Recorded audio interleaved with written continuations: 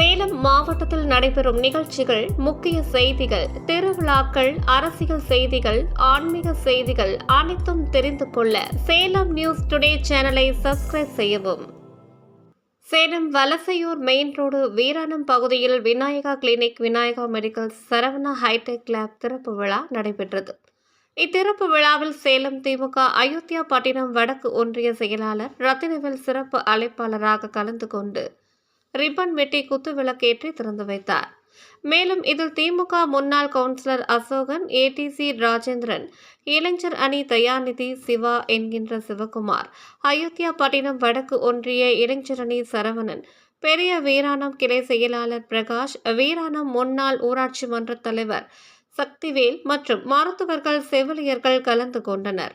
இம்முகாமில் குழந்தைகளுக்கான சிகிச்சை மற்றும் ஆலோசனைகள், இரத்த கொதிப்பு நோய், சர்க்கரை நோய்க்கு சிறப்பு மருத்துவர்களின் ஆலோசனை மற்றும் மருந்து மாத்திரைகள் வழங்கப்பட்டது.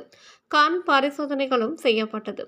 சர்க்கரை, இரத்த கொதிப்பு, கொலஸ்ட்ரால், தைராய்டு, சிபிசி, இரத்த வகை இவை அனைத்தும் 1700 மதிப்புள்ள இரத்த பரிசோதனைகள் இலவசமாக செய்யப்பட்டது.